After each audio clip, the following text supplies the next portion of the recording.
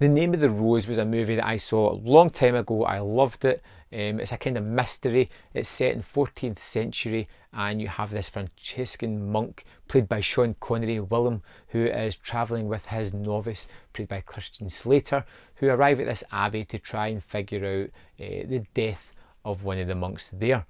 And I remember a lot about this. It's one of these movies that I've been meaning to go back to for years. I remember the mystery of it. I remember the twist at the end and why everything is happening. It stuck with me over a couple of decades. So I knew there was something within the movie that I wanted to revisit.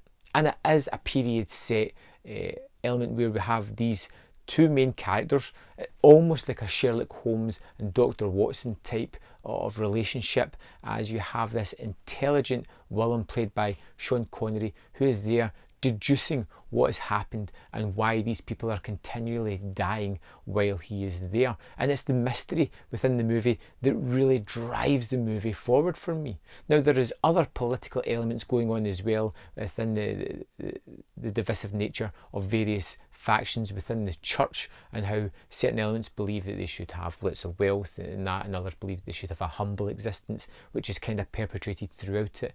You get the inquisitor nature, these people who just barbarity was their norm and they revelled in the kind of power that created for them.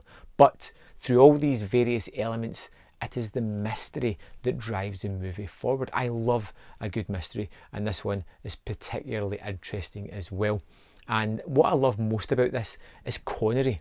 I think he sometimes gets an underrated note about him because, well, he did a lot of like action movies, he did a lot of the James Bond movies, but to see him in this kind of role is unlike most other things that he does. And he has a kind of subdued element about him, but it's in the quiet moments as he digests information where you really see the superstar kind of acting that he could do, the way he conveys something without words, and I was kind of marvelled with his performance. Christian Slater as his young novice is equally as good. This kind of person that's not as worldly wise as his master, who is easily swayed by rumours and things that he is overhearing. It's good to see this kind of sort of novice character as he is ushered through this event, teaching him along the way. But he's not unable himself. He has picked up some things from Willem, and he is able to hold his own in certain aspects. The look of the movie is really dank and dreary as we have this abbey in the various locations round about it, and you kind of know the geography of everything. You get an idea of their stature within the community as they almost throw away food to the sort of people that are out with the bounds of this abbey. And like I said, you get all these different interesting factions. You get F. Abraham Murray, who turns up, who's a great actor as well, who is an inquisitor, and his whole threat and nature of him is palpable when he's on screen. You know the horrific things that this guy can do, and you don't even need to see them. You get Ron Perlman, who shows up as a hunchback in the movie. That's absolutely outstanding performance, and I love that kind of character, especially later on as he's singing and unaware of what's going on and the history to it, the whole aspect that comes to the forefront later on in the movie because of the Inquisitor.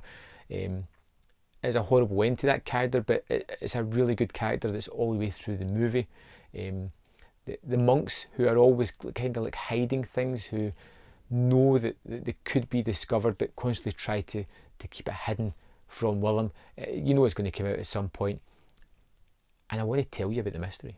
I really feel that it's a big portion of the movie that I want to get into, but I don't want to waste it for you.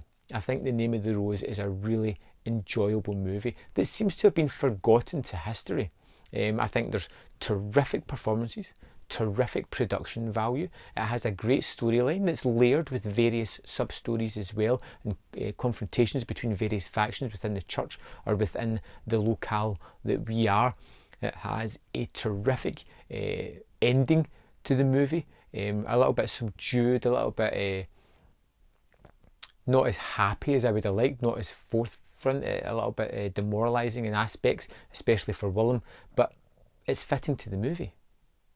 Yeah, I think this is one of those movies that's ripe for rediscovery. It's been out, let's see, it was 1986 it came out, so it's a long while ago. If you have a chance to check this one out, there's a new Blu-ray just coming out. I think you should definitely check it out.